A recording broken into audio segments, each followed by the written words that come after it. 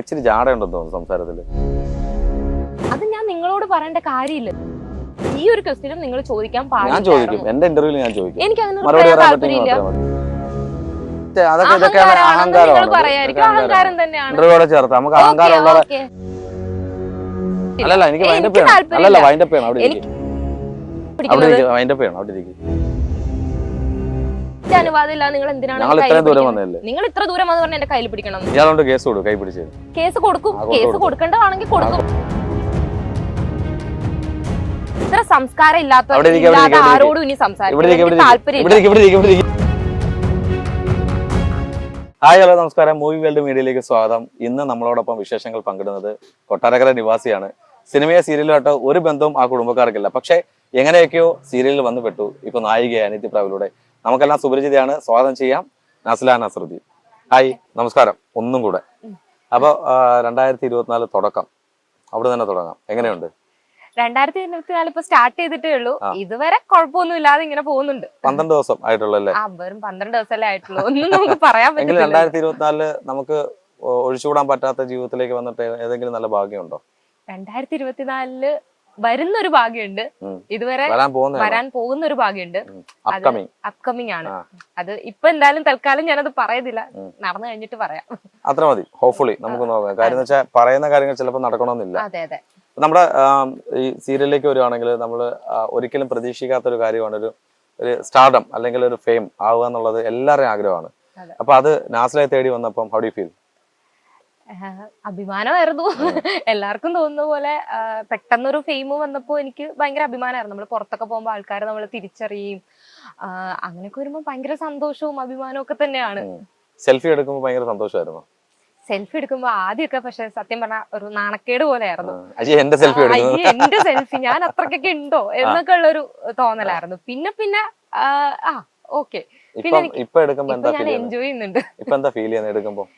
ഇപ്പൊ എടുക്കുമ്പോ എന്താ കുറച്ച് പ്രൗഡ് അങ്ങനെ തന്നെയാണ്. നമ്മൾ എവിടേക്ക് ആർക്കെങ്കിലും ഇഷ്ടപ്പെട്ടു എന്നുള്ളൊരു തോന്നല്. പിന്നെ ചിലര് വന്നിട്ട് നമ്മളോട് സ്വന്തം വീട്ടിലുള്ള ഒരു കുട്ടീനെ പോലെയാണ് നമ്മളോട് വന്ന് സംസാരിക്കണം. അങ്ങനെയൊക്കെ ചെയ്യുമ്പോ ഭയങ്കര സന്തോഷമാണ് സത്യം പറഞ്ഞാൽ. പണ്ട് തൊട്ട് കാണുമ്പോൾ ഞാൻ 2-3 വർഷമായിട്ട് കാണുമ്പോ എപ്പോഴും ഫേസ് ഇങ്ങനെയാണ്. ഈ മേക്കപ്പ് എല്ലാം എപ്പോഴും കാണാൻ പറ്റും. മേക്കപ്പ് ആണോ അതോ ഒറിജിനൽ ആണോ? ഒറിജിനൽ ഉണ്ട്, മേക്കപ്പ് ഉണ്ട്. അല്ല അത് വേണമല്ലോ, മേക്കപ്പ് മസ്റ്റായിട്ട് വേണമല്ലോ, ഇല്ല നടക്കത്തില്ല. മേക്കപ്പ് നമ്മുടെ ഇഷ്ടമല്ല. അതെ തീർച്ചയായിട്ടും കൊണ്ടുപോകണം. ഈ നമ്മള് സീരിയലിലേക്ക് വരുമ്പോ സ്റ്റാർട്ടിങ്ങിൽ പോകുന്ന ആക്ട്രസിനൊക്കെ ഉണ്ടാവാറുള്ള കുറെ പ്രശ്നങ്ങളുണ്ട്. കാര്യം അവരുടെ ഏറ്റവും വലിയൊരു വേർഡാണ് അഡ്ജസ്റ്റ്മെന്റ് എന്ന് പറയുന്നത്. ഇപ്പം ഹീറോയിൻ ആയിക്കോട്ടെ, നമ്മളിപ്പം സൈഡ് റോൾ ചെയ്യാൻ പോകുന്നവരായിക്കോട്ടെ, അല്ലെങ്കിൽ പാസിംഗ് റോൾ ചെയ്യാൻ പോകുന്നവരായിക്കോട്ടെ, എല്ലാവരോടും ചോദിക്കുന്ന ചോദ്യം കേട്ടിട്ടേ ഉള്ളൂ. എനിക്ക് അനുഭവമില്ല, ഞാൻ അറിഞ്ഞിട്ടില്ല. പക്ഷെ അങ്ങനെ എന്തെങ്കിലുമൊക്കെ അനുഭവങ്ങൾ ഉണ്ടായിട്ടുണ്ടോ? അങ്ങനെ ഇപ്പൊ എനിക്ക് സീരിയലിൽ പോയ ടൈമിൽ എനിക്ക് അങ്ങനെ ഒരു പ്രശ്നം ഉണ്ടായിരുന്നില്ല. പക്ഷെ മൂവി ഓഫേഴ്സ് കാര്യങ്ങളൊക്കെ വരാറുണ്ട്. വരുമ്പോ അവര് ആദ്യം ഇപ്പം വിളിക്കും, നിങ്ങൾ സെലക്ട് ആയി, സ്റ്റോറി ലൈൻ ഒക്കെ പറഞ്ഞു തരും. അത് കഴിഞ്ഞ് അതിന്റെ ഡയറക്ടറോ അല്ലെങ്കിൽ പ്രൊഡ്യൂസറോ ആരെങ്കിലും വിളിച്ചിട്ട് ചോദിക്കും അഡ്ജസ്റ്റ്മെന്റിന് റെഡി ആണോ, എങ്കിൽ നമ്മൾ ഈ ക്യാരക്ടർ ബൂസ്റ്റ് ചെയ്യാം, അടുത്ത പ്രൊജക്ട് നിങ്ങൾക്ക് തരാം. ഞാൻ പറയണ്ട പൊന്നു ചേട്ടാ, എനിക്കതിന് താല്പര്യം. അത് ഞാൻ ചോദിച്ചിട്ടില്ല. എങ്കിലും അവർ പറയത്തില്ലേ ഡയറക്ടറും പ്രൊഡ്യൂസറും കൺട്രോളറും ഒക്കെ കാണും എന്നൊക്കെ ചിലർ പറയാറുണ്ട്. അങ്ങനെ എനിക്ക് ഒരു ഇൻസിഡന്റ് ഉണ്ടായിട്ടുണ്ട്. അതിന്റെ ഓൺ പ്രൊഡ്യൂസർ തന്നെ വിളിച്ചിട്ട് എന്നോട് ഇങ്ങനെ പറഞ്ഞിട്ടുണ്ട്. ആ ഒരു ഇൻസിഡന്റ് ഉണ്ടായിട്ടുണ്ട്. അപ്പൊ ഞാൻ പ്രൊഡ്യൂസറിനെ അഡ്ജസ്റ്റ് ചെയ്ത ആളുടെ അടുത്ത മൂവിയിലും എനിക്ക് അവസരം തരാം. അപ്പൊ ഞാൻ പറഞ്ഞു എനിക്ക് വേണ്ട എന്റെ പൊന്നു ചേട്ടാ. അതുപോലെ ഒരിക്കലും ഒരു കാസ്റ്റിംഗ് കോൾ എന്തോ കണ്ടിട്ട് ഞാൻ ഇങ്ങനെ അയച്ചു കൊടുത്തിട്ടുണ്ടായിരുന്നു. അപ്പൊ ഇതുപോലെ വിളിച്ചിട്ട് എന്നെ കോൺടാക്ട് ചെയ്തിട്ട് അഡ്ജസ്റ്റ്മെന്റ് റെഡിയാണോ എന്ന് ചോദിച്ചു. എനിക്കപ്പൊ എന്തോ ഒരു മൂഡിലേക്കായിരുന്നു. ഞാൻ പറഞ്ഞേ ചേട്ടൻ റെഡിയാണോ, വർക്കുള്ളപ്പോ ഞാൻ വിളിക്കാന്ന് പറഞ്ഞു.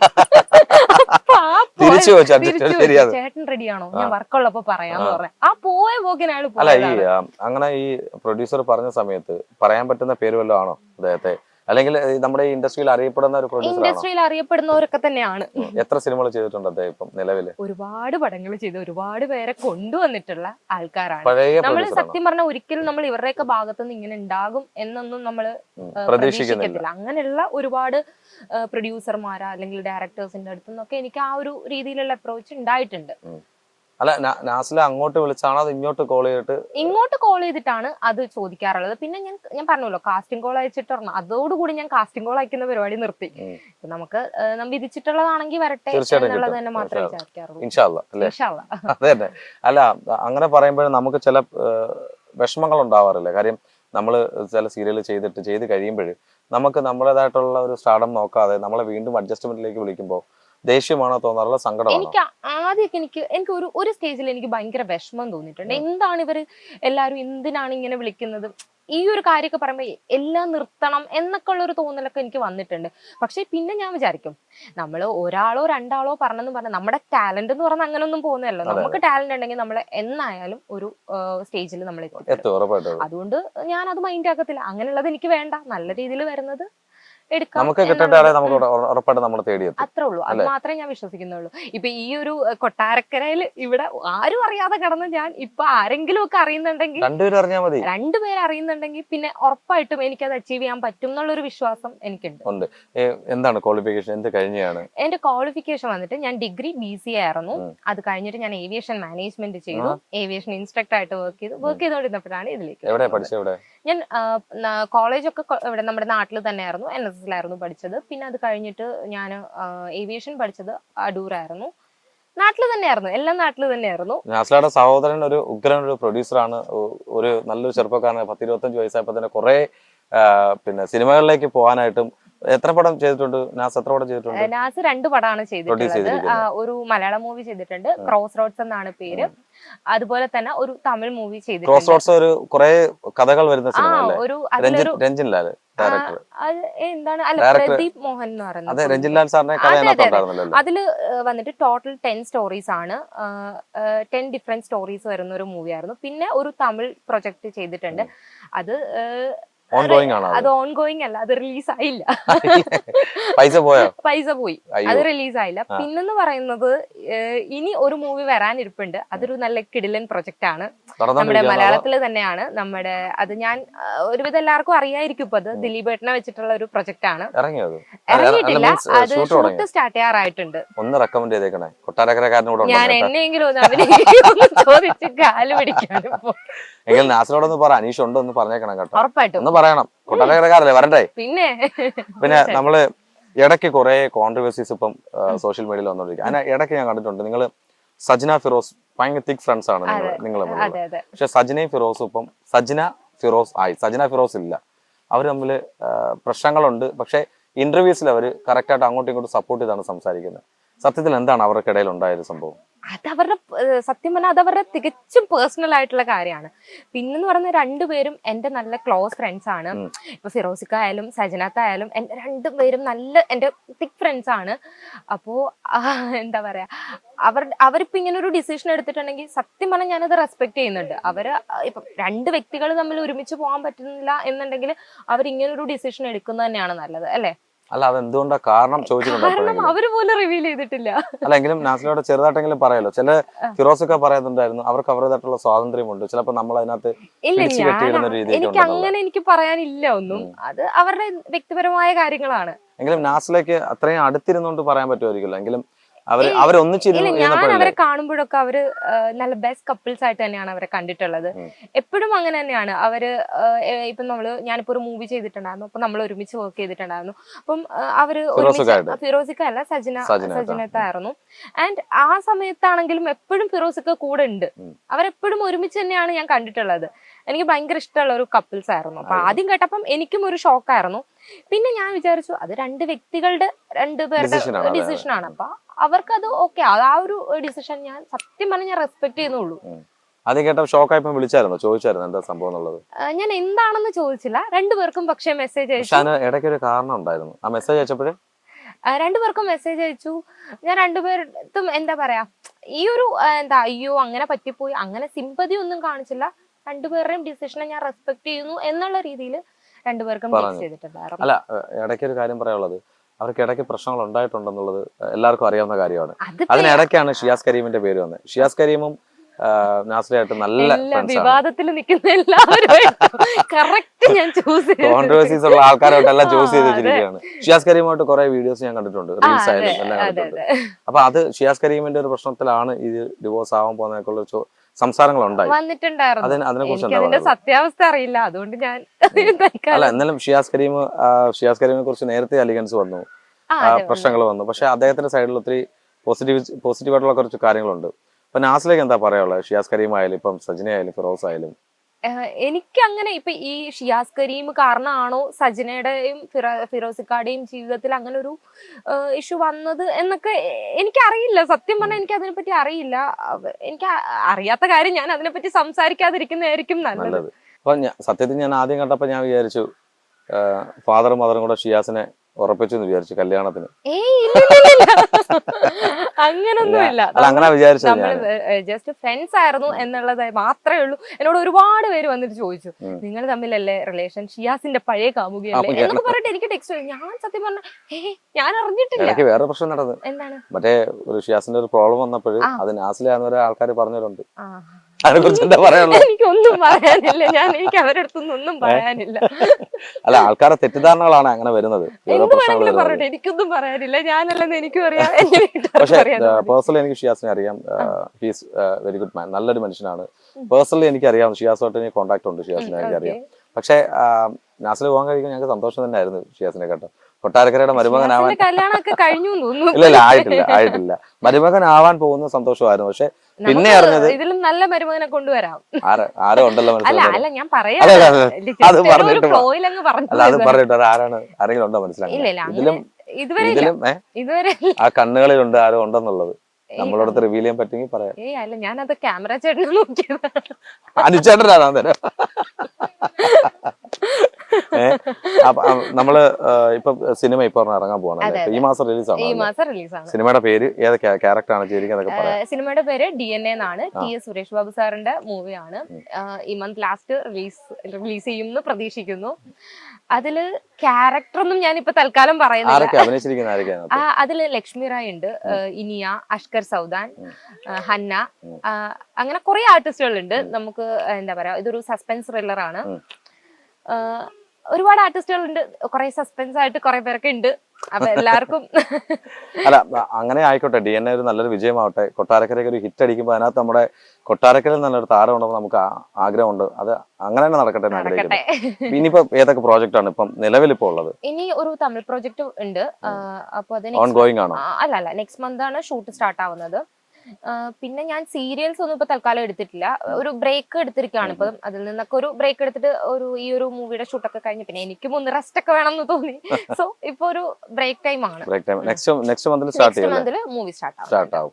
അപ്പൊ ഈ നമ്മൾ ഈ അഫെയറിനെ കുറിച്ച് സംസാരിക്കുന്ന സമയത്ത് എല്ലാവർക്കും അറിയേണ്ടത് നിങ്ങളെപ്പോലുള്ള നായികമാർക്ക് എത്ര കാമുമാരുണ്ടെന്ന്, അല്ലെങ്കിൽ കാമുമാർ എത്ര ഒരു മെസ്സേജ് അയച്ചിട്ടുണ്ടെന്നൊക്കെയാണ് അറിയാനുള്ളത്. അല്ല, കാമുകനാവാൻ ശ്രമിച്ചവർ. എന്റെ ചോദ്യത്തിൽ മിസ്റ്റേക്ക് ഒന്നെയാണ്. കാമുകന്മാരാവാൻ വേണ്ടിട്ട്, ലവർ ആവാൻ വേണ്ടിട്ട് അതിനാവണമെന്നില്ലല്ലേ? പക്ഷെ അല്ല, ഒരു ഫെയിം ആവുമ്പോ നമ്മൾ നോക്കുമല്ലോ. അപ്പൊ അങ്ങനെ എന്തെങ്കിലുമൊക്കെ എന്താണ് ഈ ഇഷ്ടമാണെന്ന് പറയുകയോ അല്ലെങ്കിൽ അങ്ങനെ ശല്യം ചെയ്യോ, അങ്ങനെയൊക്കെ എന്തെങ്കിലും വന്നിട്ടുണ്ടോ? ഇഷ്ടമാണെന്നൊക്കെ പറയാറുണ്ട്. പക്ഷെ അങ്ങനെ ശല്യമായിട്ടൊന്നും എനിക്ക് ഇതൊന്നും ഫീൽ ആയിട്ടില്ല. നാസില എന്തോ ഒരു വിട്ട് സംസാരിക്കുന്നത്. നാസിലേക്ക് എന്തെങ്കിലും പ്രോബ്ലം ഉണ്ടോ? സംസാരിക്കുന്നതിന് എന്തെങ്കിലും പ്രോബ്ലം ഉണ്ടോ? ഇല്ല. പിന്നെ എന്താണ് സംസാരിക്കുന്നത്? ഞാൻ പറയുന്നതിന് റിപ്ലൈ എനിക്ക് കറക്റ്റ് ആയിട്ടല്ല തരുന്നത്. എന്ത് പ്രശ്നം? നിങ്ങൾ എനിക്ക് എത്ര കാമുകന്മാരുണ്ടെന്ന് വെച്ചാൽ ഞാൻ അതിന് എന്താണ് റിപ്ലൈ? ഞാൻ പറഞ്ഞല്ലോ, എന്റെ ക്വസ്റ്റ്യന്റെ മിസ്റ്റേക്ക് ആണെന്ന് ഞാൻ പറഞ്ഞല്ലോ. നിങ്ങൾ എന്താണ് ചോദിച്ചത് ഒന്നുകൂടെ പറയും. അതെ, ഞാൻ ചോദിച്ച ചോദ്യം ഇത്രേ ഉള്ളൂ. അതായത് എനിക്ക് കാമുകന്മാരുണ്ടോന്ന്, ഇഷ്ടപ്പെടുന്ന ആൾക്കാർ ആരെങ്കിലും ഒക്കെ മെസ്സേജ് അയച്ചിട്ടുണ്ടോ? ഇഷ്ടമാണ് അല്ലെങ്കിൽ കല്യാണം കഴിക്കണം എന്നൊക്കെ പറഞ്ഞിട്ട് മെസ്സേജ് അയച്ചിട്ടുണ്ട്. ഇപ്പൊ ഇച്ചിരി ജാടയുണ്ടെന്ന് തോന്നുന്നു സംസാരത്തില്. ഇത്ര നേരം ഇല്ലായിരുന്നു. നിങ്ങൾക്ക് തോന്നുന്നുണ്ടെങ്കിൽ ചിലപ്പോ ഉണ്ടായിരിക്കും. ഒന്ന് കട്ട് ചെയ്യണേട്ടോ. തോന്നെങ്കിൽ ചിലപ്പോ ഉണ്ടായിരിക്കും. അതിപ്പോ ഞാനൊന്നും പറയും. ഇപ്പൊ ഞാനായിട്ടല്ലേ സംസാരിക്കാൻ പറ്റും. ഇപ്പൊ നിങ്ങളുടെ മുന്നിൽ വന്നിരുന്നു എന്ന് പറഞ്ഞാൽ ഞാൻ ഇങ്ങനാണ്. അല്ല, ഇത്രയും കാണിക്കേണ്ട ഇങ്ങനാണ്. നിങ്ങൾക്ക് താല്പര്യം ഉണ്ടെങ്കിൽ നിങ്ങൾ സംസാരിച്ചാൽ മതി.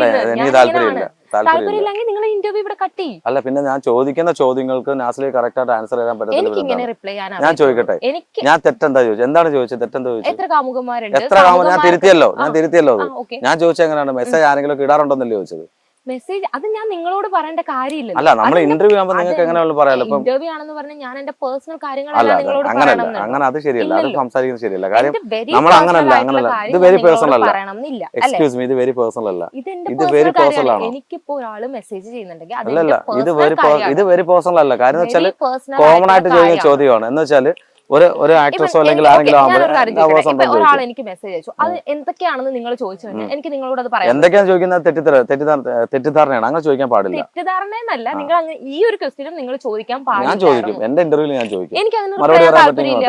ഞങ്ങൾ ഇത്രയും ദൂരം ഇവിടെ വന്നത് പിന്നെ എന്തിനാ വന്നത്? നിങ്ങൾ ഇത് ചോദിക്കാനാണോ ഇത്ര ദൂരം? എനിക്ക് ഇതിന് റിപ്ലൈ ചെയ്യാൻ താല്പര്യമില്ല. കട്ട് ചെയ്ത് തരാം. എനിക്ക് നിങ്ങളോട് ഇങ്ങനത്തെ ക്വസ്റ്റ്യൻസ് എനിക്ക് ഇന്റർവ്യൂ ചെയ്യാനും താല്പര്യമില്ല. ഞാൻ മോശമായിട്ട് എന്തെങ്കിലും ചോദിച്ചോ? സാധാരണ പെങ്ങൾ എങ്ങനെ ചോദിക്കാറുള്ളത്? അവിടെ തന്നെ എങ്ങനെ ചോദിക്കാറുള്ളത് സാധാരണ? ഞാൻ ചോദിച്ചത് ഒരു താരമാകുമ്പോ ചിലപ്പോ ആരെങ്കിലും ഒക്കെ മെസ്സേജ് ഇടും ഇഷ്ടമാണെന്ന് പറയും, ശരിയല്ലേ? അതിന് നോർമലി മറുപടി പറഞ്ഞാൽ പോരെ? എനിക്ക് ഇങ്ങനെ മറുപടി പറയാൻ അറിയത്തുള്ളൂ. എന്റെ പേഴ്സണൽ കാര്യങ്ങൾ ആരും ചോദിക്കുന്നത് എനിക്ക് ഇഷ്ടമല്ല. എന്തോ വീട്ടുകാർ ചോദിക്കുന്നത് ഇഷ്ടമല്ലേ? ആരും ചോദിക്കുന്നത് എനിക്ക് ഇഷ്ടമല്ല. അപ്പൊ അഹങ്കാരം തന്നെയാണ്. ഇന്റർവ്യൂടെ ചേർത്ത് നമുക്ക് അഹങ്കാരമുള്ള മൂവികളുടെ മീഡിയക്ക് നമുക്ക് അല്ലല്ല എനിക്ക് വൈൻഡപ്പ് അല്ലല്ല എനിക്ക് വൈൻഡപ്പ് ചെയ്യണം. അല്ലല്ല വൈൻഡപ്പ് ചെയ്യണം. അവിടെ വൈൻഡപ്പ് ചെയ്യണം. അവിടെ ഇരിക്കും. സോറി കൈ പിടിച്ചത് അല്ല, ക്യാമറ ഓൺ ആക്കട്ടെ. ഞങ്ങൾ ഇത്രയും ദൂരം വന്നല്ലേ? നിങ്ങൾ ഇത്ര ദൂരം വന്ന് പറഞ്ഞ എന്റെ കയ്യിൽ പിടിക്കണം. കൈ പിടിച്ചതിന് സോറി. ഇയാളോണ്ട് കേസ് കൊടുക്കും. കൈ പിടിച്ചതിന് കേസ് കൊടുക്കും. കേസ് കൊടുക്കേണ്ടതാണെങ്കിൽ കൊടുക്കും. അല്ലാതെ ആര് കൈ പിടിച്ചാലും കൈ ഇങ്ങനെ വെച്ച് തരേണ്ട കാര്യം. ഓക്കെ കൊണ്ട് കേസ് കൊടുത്തു. ഇത്ര സംസ്കാരം ഇല്ലാത്ത ആരോടും ഇനി സംസാരിക്കാൻ താല്പര്യം. ഇനി എന്നെ അടിക്കല്ല്, കേസും കൊടുക്കല്ല്, കേസ് കൊടുക്കല്ല്. ഞാൻ വിചാരിച്ച എന്നെ കരയുവാണോ? കരഞ്ഞു ചിരിച്ചപ്പോ കണ്ടു. ഞാൻ വിചാരിച്ച ഇതോ മറിഞ്ഞു അനുസരിച്ച് പറഞ്ഞു. അല്ല ഞാനേ ആദ്യത്തെ സത്യത്തിൽ ഞാൻ വിചാരിച്ച കൈ പിടിച്ച് ഇനിയിപ്പോ ഇനി അടി തരുമെന്ന് വിചാരിച്ചു. രണ്ടോ എന്തായാലും പിടിച്ചു. ഒന്നുകൂടെ വേണമെങ്കിൽ എടുത്താ ഞാൻ റീടേക്ക് എന്തായാലും ഞാൻ ചെറിയൊരു പ്രാങ്കര നോക്കിയതാ. പക്ഷെ അത് ഭയങ്കര ബോൾഡായിട്ട് പ്രതികരിച്ചു. കാര്യം ഇങ്ങനെയുള്ള പെണ്ണുങ്ങളാണ് ആവശ്യം. കാര്യം എങ്ങനെയാണ് ചോദ്യങ്ങൾ. ഞാൻ പെട്ടെന്ന് പഠിച്ചതല്ല റിയാക്ട് ചെയ്യാൻ. ഞാൻ സീരിയലിലൊക്കെ പോകുന്ന ടൈമിൽ എനിക്ക് ഒരുപാട് അനുഭവങ്ങൾ ഉണ്ടായിട്ടുണ്ട്. അതായത് എന്നെ ഓണാക്കില്ലായിരുന്ന നിങ്ങളെ തിരിച്ച് എനിക്ക് ഓക്കെ അതെനിക്ക് തിരിച്ചൊരു ബാങ്ക് അതെനിക്ക് ഇഷ്ടപ്പെട്ടു പോയല്ലോ. അപ്പൊ ഇമോഷണലിലേക്ക് വരികയാണെങ്കിൽ നമുക്ക് ഭയങ്കര വിഷമം തട്ടിയ കാര്യം നമുക്ക് അവഗണനകൾ കിട്ടിയിട്ടുള്ള ഒരുപാട് സാഹചര്യങ്ങളുണ്ട്. അപ്പൊ അതിൽ ഏതെങ്കിലും നമ്മൾക്ക് പറയാൻ പറ്റി ഷെയർ ചെയ്യാൻ പറ്റിയ കാര്യങ്ങൾ? എനിക്ക് ഇപ്പൊ ഞാൻ ഈ ഇൻഡസ്ട്രിയിൽ പോയ കാര്യം തന്നെ പറയാം. ഈ പോയി ഞാനൊരു ആദ്യമൊക്കെ എന്ന് പറയുമ്പോൾ ഞാൻ ഒരുപാട് സ്ട്രഗിൾ ചെയ്തിട്ടുണ്ട്. പോയ ടൈമിൽ എന്ന് പറയുമ്പോൾ ഈവൻ പ്രൊഡക്ഷൻ സൈഡ് തൊട്ട് ഡയറക്ടർ സൈഡ് വരെ ഉള്ളവരുടെ കയ്യിൽ നിന്നുള്ള ഓരോരോ രീതിയിലുള്ള വാക്കുകള്, കളിയാക്കലുകള് ഒക്കെ എനിക്ക് പറയാൻ പറ്റുന്നതെന്ന് വെച്ചാൽ, ഞാൻ ഫസ്റ്റ് വർക്ക് ചെയ്ത സീരിയലില് ഞാനത് എനിക്ക് സത്യം പറഞ്ഞാൽ അത് ഭയങ്കര ഇപ്പോഴും അത് ആലോചിക്കുമ്പോൾ ഭയങ്കര വിഷമമുള്ള ഒരു കാര്യമാണ്. ഫസ്റ്റ് വർക്ക് ചെയ്ത സീരിയലിലെ ഡയറക്ടറെ ഇന്റൻഷനലി എന്നെ ഒരുപാട് ഹേർട്ട് ചെയ്തിട്ടുണ്ട്. എന്നെ ഇങ്ങനെ മെന്റലി ഹരാസ് ചെയ്യണം എന്ന് വിചാരിച്ചതിന് ഒരിക്കലും എനിക്ക് ആ ലൊക്കേഷനിൽ. പക്ഷെ ഞാൻ ഫസ്റ്റ് ഞാൻ വർക്ക് ചെയ്തത് അനിയത്തിപ്രാവല്ലായിരുന്നു, എന്നും സമ്മതം എന്ന് പറഞ്ഞിട്ടൊരു സ്ട്രൈക്ക്. ഞാൻ അതിലാണ് ഹീറോയിൻ ക്യാരക്ടറായിട്ട് വരുന്നത്. പക്ഷെ ഞാൻ ഫസ്റ്റ് ഒരു സെക്കൻഡ് ഹീറോയിൻ ആയിട്ടാണ് വരുന്നത്. അത് ഫസ്റ്റ് മഴവിൽ മനോരമ പ്രൊജക്ട് ആണ്. അതിലെ ഒരു ഡയറക്ടർ ആരാണെന്ന് പറയുന്നില്ല. അതിന്റെ ഡയറക്ടർ ഇല്ല, അതിന്റെ ഡയറക്ടേഴ്സ് മാറി മാറി വരുന്നുണ്ട്. നിങ്ങൾ ബുദ്ധിപരമായിട്ടാണ്. ഓക്കെ, അതിലൊരു ഡയറക്ടർ ഉണ്ടായിരുന്നു. അപ്പം ഈ ഒരു ഡയറക്ടർ എന്ന് പറയുന്നത് എന്നെ ഒരുപാട് വിഷമിപ്പിച്ചിട്ടുണ്ട്. ഞാനിപ്പോ ലൊക്കേഷനിൽ പോകുമ്പോൾ നമുക്ക് അറിയാലോ, ഒരു ലൊക്കേഷൻ നമ്മളൊരു ഷോട്ട് എടുക്കാൻ പോകുമ്പോൾ അവിടെ ഒരുപാട് പേര് കാണും ലൊക്കേഷനിൽ, ആർട്ടിസ്റ്റുകളാവട്ടെ ടെക്നീഷ്യന്മാരാവട്ടെ. അപ്പൊ ഇവരുടെ മുന്നിൽ വെച്ചിട്ട് എന്നെ ഭയങ്കരമായിട്ട് വഴക്ക് പറയും. ഞാൻ എന്ത് ചെയ്താലും ഈവൻ നമ്മൾ ചെയ്ത് തുടങ്ങുന്നതിന് മുമ്പ് തന്നെ ആളത് തെറ്റാണെന്ന് പറയും. എന്നിട്ട് ആളിങ്ങനെ എന്നെ വിഷമിപ്പിക്കും. ഞാൻ കരയും. അങ്ങനെ ഷൂട്ട് ബ്രേക്ക് ചെയ്തിട്ട് വരേണ്ട ആള് എനിക്ക് പറ്റില്ല എന്ന് പറഞ്ഞിട്ട് ബ്രേക്ക് ചെയ്തിട്ട് എന്ത് ചെയ്താലും തെറ്റാണ്. എന്ത് ചെയ്താൽ പിന്നെ സ്റ്റാർട്ടിങ്ങിൽ ഞാൻ നന്നായിട്ട് ചെയ്തു എന്നൊന്നും ഞാൻ പറയുന്നില്ല. പക്ഷെ ഒരു സ്റ്റാർട്ടിങ്ങിൽ പോകുമ്പോൾ ഒരാൾക്ക് തരേണ്ട ഒരു പരിഗണന ഉണ്ടല്ലോ. ഇപ്പൊ നമ്മൾ ഒന്നും പഠിച്ചിട്ടല്ല പോകുന്നത്. പക്ഷെ എന്നാ പോലും ആള് ഇപ്പം നന്നായിട്ട് ചെയ്തു എന്ന് കൂടെയുള്ളവർ പറഞ്ഞാൽ പോലും ആളത് സമ്മതിച്ചു തരില്ല. അങ്ങനെ ഒരു ദിവസം എനിക്ക് ടൂ വീലർ, ഞാനൊരു ആക്സിഡന്റ് പറ്റിയ ശേഷം ടൂ വീലർ എടുക്കാറില്ല. അപ്പൊ എനിക്ക് ഒരു ഷോട്ട് ഉണ്ടായിരുന്നു. ഞാൻ പറഞ്ഞു എനിക്ക് ടൂ വീലർ എടുക്കാൻ ബുദ്ധിമുട്ടാണ്. ആള് നിർബന്ധത്തിൽ നിന്നു എടുത്തേ പറ്റത്തുള്ളൂ എന്ന് പറഞ്ഞു നിന്നു. ഞാൻ എടുത്തു കഴിഞ്ഞ് ഞാനത് എടുത്തു പോയി വീണു. എന്റെ കാല് മുറിഞ്ഞു. ആള് വീണ്ടും പറഞ്ഞു ഞാൻ ബുദ്ധിമുട്ടിക്കാണ്, അങ്ങനാണ് ഇങ്ങനാണ്. അങ്ങനെ സത്യം ആ പറഞ്ഞാൽ സമയത്ത് എങ്ങനെ അന്നേരം പ്രതികരിച്ചോ? സങ്കടം വന്നോ? ഇല്ല, ദേഷ്യം ഞാൻ വന്നോ? പ്രതികരിക്കത്തില്ലായിരുന്നു. അതായിരുന്നു എന്റെ പ്രശ്നം. ഞാൻ ആ ഒരു ചെന്ന സമയത്ത് റിയാക്ട് ചെയ്യാറില്ലായിരുന്നു. പിന്നെ ഞാനത് മനസ്സിലാക്കി. ഞാൻ കുറച്ച് ബോൾഡ് ആയാലേ പറ്റത്തുള്ളൂ. പിന്നെ എനിക്ക് പറ്റാത്ത എന്തുണ്ടെങ്കിലും ഞാൻ പ്രതികരിക്കും. കിട്ടുന്ന അവസരം കിട്ടിയാൽ മതി എനിക്ക് എന്നുള്ള രീതിയിൽ ഞാൻ പ്രതികരിക്കാൻ തുടങ്ങി. പിന്നെ ഞാൻ പോയ വർക്കുകളൊക്കെ നല്ല വർക്കുകളായിരുന്നു, നല്ല ടീമായിരുന്നു. അതുകൊണ്ട് തന്നെ എനിക്ക് അധികം അങ്ങനെ പ്രതികരിക്കേണ്ടി വന്നിട്ടില്ല. പിന്നെ ഞാൻ പഠിച്ചൊരു കാര്യം എന്ന് പറഞ്ഞാൽ പ്രൊഫഷണലിസം ആണ് അവിടെ ചെന്നതിന് ശേഷം. ഞാൻ ആദ്യം ചെയ്തപ്പോൾ എല്ലാവരുമായിട്ടും നമ്മളൊരു ഫാമിലി പോലെ അങ്ങനെ കാണുന്നത്. പിന്നെ എനിക്ക് മനസ്സിലായി ഒരാള് നമ്മൾ പ്രൊഫഷണലി നിൽക്കണം. ഒരു ആർട്ടിസ്റ്റ് എന്ന് പറയുമ്പോൾ എങ്ങനെ ബിഹേവ് ചെയ്യണം, എത്രത്തോളം സംസാരിക്കണം, നമ്മൾ എങ്ങനെ ബിഹേവ് ചെയ്യണം എന്നുള്ളത് ഞാൻ പിന്നെയാണ് പഠിച്ചത്. പിന്നെ കുഴപ്പമൊന്നുമില്ല, സംസാരം ലിമിറ്റ് ചെയ്യാൻ തുടങ്ങി. അതായത് ഞാൻ പോവാ, എന്റെ വർക്ക് ചെയ്യുക, വരിക. പിന്നെ എനിക്ക് അവിടെ ആരെങ്കിലും എന്തെങ്കിലും ചോദിച്ചാൽ സംസാരിക്കും. വർക്ക് കഴിഞ്ഞാൽ പിന്നെ എനിക്കൊരു കോണ്ടാക്ട് ഇല്ല. അങ്ങനെ ആ ഒരു പ്രൊഫഷണലിസം ഞാൻ പഠിച്ചത് ഈ ഒരു കുറേ അനുഭവങ്ങളിൽ നിന്നാണ്. ഈ അഭിനയിക്കുന്നവരുടെ കൂട്ടത്തിൽ നിന്നും എന്തെങ്കിലുമൊക്കെ ദുരനുഭവം ഉണ്ടായിട്ടുണ്ട്? അതായത് മെയിൽ ആക്ടേഴ്സിന്റെ എന്തെങ്കിലുമൊക്കെ ദുരനുഭവം മീൻസ് എന്തെങ്കിലും മോശമായിട്ടുള്ളതെന്ന് വെച്ചാൽ നമ്മുടെ അഭിനയിക്ക് പ്രൊപ്പോസ് ഒക്കെ ചെയ്തിട്ടുണ്ട്. അല്ല, പ്രൊപ്പോസ് ചെയ്യുന്ന മോശമല്ലല്ലോ. അതും മോശം. പ്രൊപ്പോസ് പറയണ്ട, എനിക്ക് പ്രൊപ്പോസൽ അല്ലാതെ എന്തെങ്കിലുമൊക്കെ അല്ലാതെ മോശമായിട്ടൊന്നും അങ്ങനെ ഉണ്ടായിട്ടില്ല. ഈ പ്രൊഡ്യൂസർ വെച്ചുള്ള അഡ്ജസ്റ്റ്മെന്റ് അങ്ങനെയൊക്കെ ചിലർ ചോദിക്കാറുണ്ട്. സീരിയലിൽ എനിക്ക് അങ്ങനെ ഒരു പ്രശ്നം ഫേസ് ചെയ്യേണ്ടി വന്നിട്ടില്ല. പക്ഷെ എനിക്കൊരു ടെക്നീഷ്യന്റെ ഭാഗത്തുനിന്ന് ഒരിക്കലും അതെന്താ വെച്ചാല് നമ്മള് എല്ലാം കഴിഞ്ഞ് ഷൂട്ടെല്ലാം കഴിഞ്ഞ് പോകുമ്പോൾ രാത്രി മെസ്സേജ് അയക്കും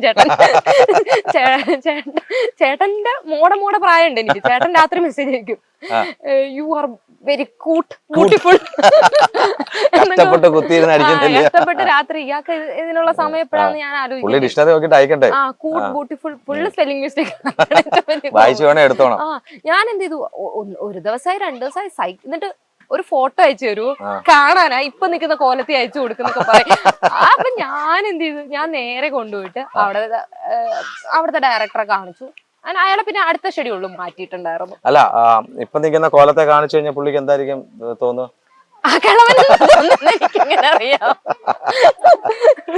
എന്തായാലും നല്ല നല്ല കാര്യങ്ങളാണ് നമ്മൾ കേൾക്കുന്നത്. ഇനിയിപ്പോ നമ്മള് എല്ലാരും നോക്കുമ്പോ നല്ലതാണ്. ഈ ഒരു ഇതിൽ നിൽക്കുമ്പോ ആരും ഇതൊന്നും ഫെയിമാണ്. പക്ഷെ ഇതിന്റെ ആ ഒരു ഇതിന്റെ പിന്നണിയിൽ ഇങ്ങനെയുള്ള കുറെ പ്രശ്നങ്ങളൊക്കെ. പക്ഷെ എനിക്ക് തോന്നുന്നത് മെയിൽ ആർട്ടിസ്റ്റുകളെക്കാട്ടും കൂടുതൽ ഫീമെയിൽ ആക്ട്രസിനാണല്ലോ ഇങ്ങനെയുള്ള സംഭവങ്ങൾ വരുന്നത്. അപ്പം അതിനെ കുറിച്ച് എന്തെങ്കിലും പ്രതികരിച്ചിട്ടുണ്ടോ ആർക്കെങ്കിലും വേണ്ടിയിട്ട്? ഞാൻ ചിലർക്ക് വേണ്ടിയിട്ടൊക്കെ ആദ്യം പോയിട്ട് ചിലരെയൊക്കെ സേവ് ചെയ്യാൻ വേണ്ടിയിട്ടൊക്കെ ശ്രമിച്ചിട്ടുണ്ട്. സത്യം പറഞ്ഞാൽ ഇങ്ങനെ അങ്ങോട്ടും ഇങ്ങോട്ടും വഴക്കുണ്ടാക്കുമ്പോൾ നമുക്ക് ആ ലൊക്കേഷനിൽ വർക്ക് ചെയ്യാൻ പറ്റില്ല. അപ്പൊ ഞാൻ ചിലരെയൊക്കെ സഹായിക്കാൻ ശ്രമിച്ചിട്ട് അത് എന്റെ തലയിൽ തന്നെ വന്ന് വീണിട്ടുണ്ട്. പിന്നെ ഞാൻ ഏരിയയിലോട്ട് പോയിട്ടില്ല, നിർത്തി. ഞാൻ കുറച്ച് നാൾ മുമ്പ് ഒരു കാര്യം അറിഞ്ഞായിരുന്നു. മെസ്സേജസിൽ ലെസ്ബിയൻ ആവാൻ ഇഷ്ടമാണെന്ന് പറഞ്ഞിട്ട് അപ്രോച്ച് ചെയ്തിട്ടുണ്ട്. അതെന്താണ്? അല്ലല്ല, അങ്ങോട്ട് അപ്രോച്ച് ചെയ്തിട്ടുണ്ട്, കേട്ടിട്ടുണ്ട്. അതെന്താ അങ്ങോട്ട് അപ്രോച്ച് ചെയ്തല്ല, അതെന്താണ് അങ്ങനെ അപ്രോച്ച് ചെയ്യാൻ കാരണം എന്താണ്? ഈ അപ്പിയറൻസ് കണ്ടിട്ടാണോ? എനിക്കറിയില്ല. ഞാൻ പലപ്പോഴും പോയിട്ട് മമ്മിയുടെ അടുത്ത് ചോദിക്കും, മമ്മി ഇനി എന്നെ കണ്ടിട്ട് എങ്ങനെ തോന്നുന്നുണ്ടോ? എത്ര മെസ്സേജ് അങ്ങനെ വന്നിട്ടുണ്ട്? എനിക്ക് കുറെ മെസ്സേജസ്. മലയാളികളാണോ അതോ?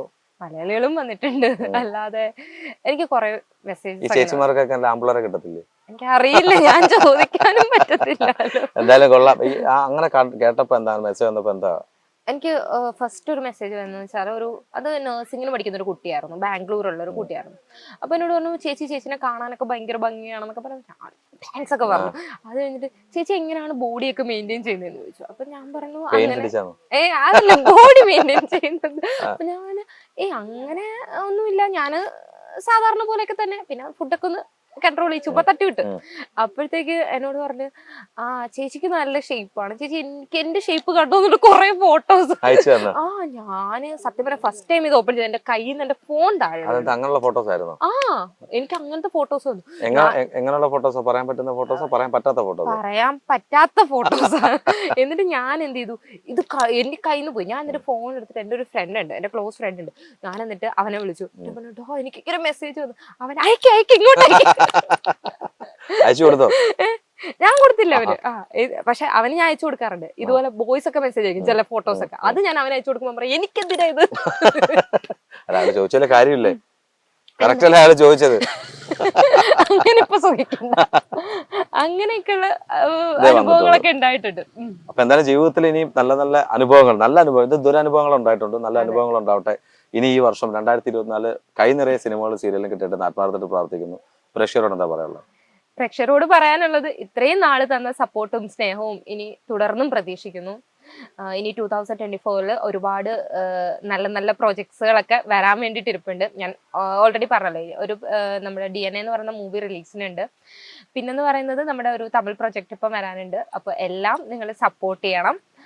അതുപോലെ തന്നെ എനിക്ക് നിങ്ങളോട് പറയാനുള്ളത്, എൻ്റെ വിശേഷങ്ങളൊക്കെ നിങ്ങൾക്ക് അറിയാൻ ആഗ്രഹം ഉണ്ടെങ്കിൽ എൻ്റെ യൂട്യൂബ് ചാനലിലൂടെ നിങ്ങളൊക്കെ ഒന്ന് ഫോളോ ചെയ്തോളൂ. നസ്രുദ്ദീൻ ഒഫീഷ്യൽ എന്നാണ് യൂട്യൂബ് ചാനലിൻ്റെയും. അപ്പോൾ അതുകൂടി ഫോളോ ചെയ്താൽ എൻ്റെ വിശേഷങ്ങൾ കാര്യങ്ങൾ എല്ലാം ഞാൻ ഷെയർ ചെയ്യുന്നതായിരിക്കും. Thank you. അപ്പോൾ എല്ലാവിധ ഭാവങ്ങളും നമുക്ക് നന്മയുണ്ടാവട്ടെ, ജീവിതത്തിൽ എല്ലാ കാര്യങ്ങളും വരട്ടെ, ആ കൂട്ടത്തിൽ തന്നെ നല്ലൊരു പാർട്ണറെ കിട്ടട്ടെ എന്ന് ആത്മാർത്ഥമായിട്ട് പ്രാർത്ഥിക്കുന്നു. Thank you so much. Thank you. അതുപോലെ ആങ്ങളയോട് പറയണം ഇങ്ങനെ ഒരാൾ ഇവിടെ ഉണ്ടെന്ന്. പിന്നെ thank you so much. Thank you.